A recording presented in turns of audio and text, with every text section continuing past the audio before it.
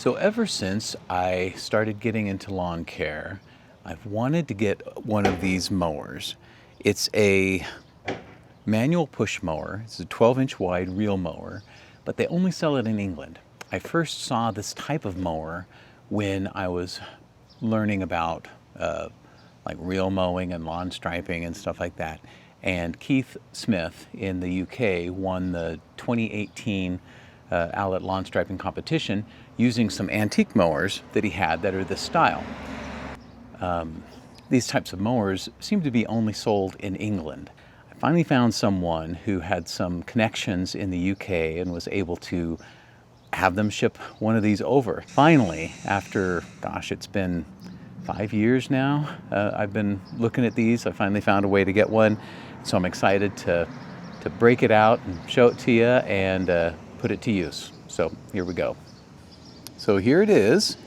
Of course, it's taped up really well, so you can't really tell what it is from the pictures on the side. But you can see it has a front roller on it and stuff. But let's just pull it out and see how this goes.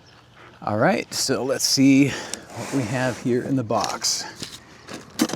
Okay, so pull this out. Looks like hand grips, some clips. Looks like the bag catcher wire supports, some more parts of the handlebars.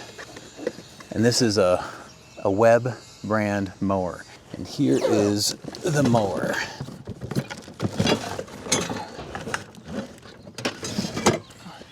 Here it is. So it's got a front roller and a back roller, but here it is. So let's, and this is the WEH12R, in case you're looking for it. Going to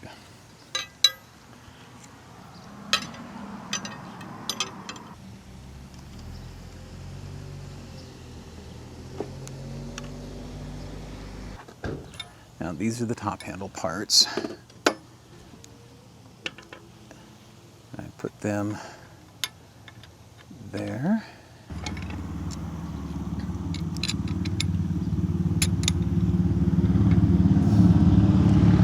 It looks like I push it in and it may just do one of them first and then tighten it up. So what I'm going to do is I'm going to loosen this up here so that I can get this one around that peg. There, now it's around that peg, and now I can tighten that up. Okay, now the handle is on. There we go. And now put the handle grips on. And there. Pretty straightforward. Grass collector comes like this. So it's got these two loops and this bracket. So I'm going to fit the two loops in these holes.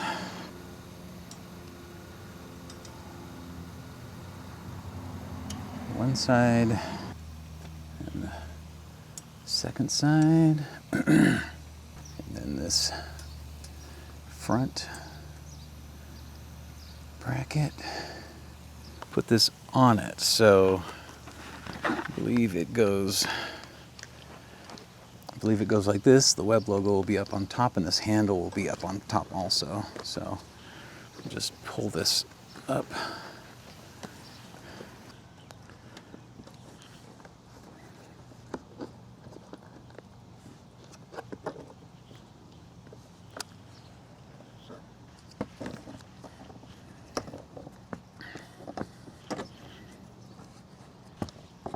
This is really a pretty tight fit.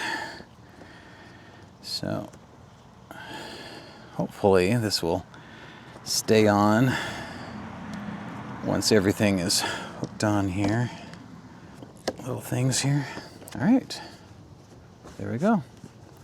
That looks pretty nice. Kind of reminds me of my Sterling grass catcher. Cut these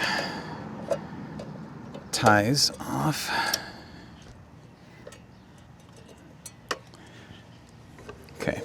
So the first thing I'm going to do is adjust the reel-to-bedknife connectivity.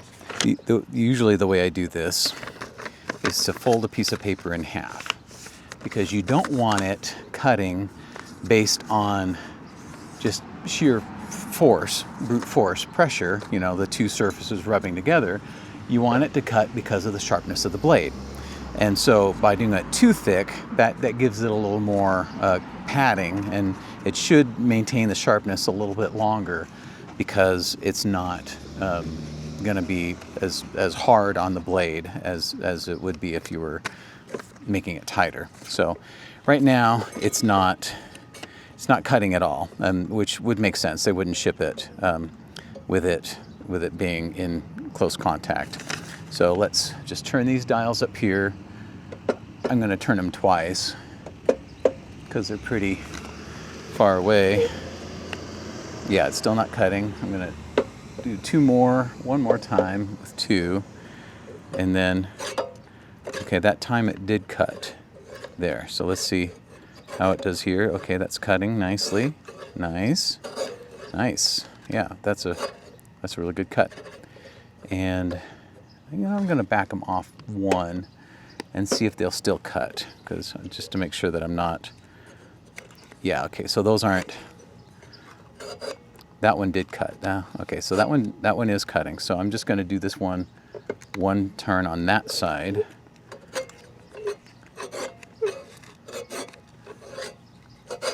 There we go. Okay. So the next step is the height of cut, which you adjust with these 2 knobs on the side here. And this is really just a pretty analog format, I guess you could call it. You basically just have to get a ruler and measure how far it is from the ground, and then just adjust it up and down with this knob here. And so I'll use the knob for now, but I have been warned that these knobs don't grip the nuts tight enough, or the hex heads tight enough to really make it a tight connection, and so that this will slide and you'll lose your height setting. And so eventually I might pop these off and just use a wrench to tighten this, but for now I think I'll just go with this. So what I'm doing is putting the tape measure down there, and I can see it looks like 1 inch might be as high as it goes. So that works out fairly well for me. Okay, and then I'm just gonna tighten up the side. All right, well, it is all done and put together, and it looks pretty good. The height isn't too bad, and actually this handlebar goes up and down, so I mean it's really pretty high actually, and I think it'll adjust fine for whoever's doing it. All right, so putting the grass catcher on, it goes on like so. There we go, and that does balance it out a little better. But let's see how it goes. It rides. What am I doing? Okay.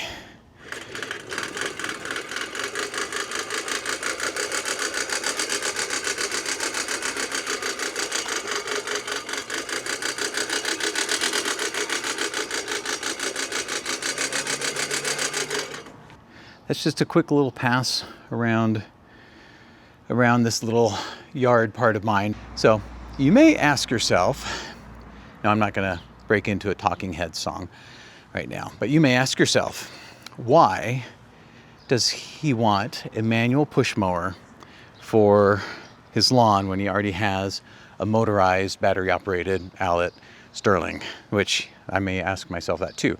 Number one, because I've always wanted one, you know, that I thought this would be kind of the first way to go when I first started looking. But my lawn is so big, I could never, well, I could, but I just wouldn't want to cut the whole thing with a 12-inch mower. You may remember the patterns that I did on my lawn, and the lines and everything that I cut a little shorter. I would like to do that with this mower with a 12-inch width cut to make a finer line in my design. So that's really what I got this for. I'm not going to be mowing the big areas of my lawn with it.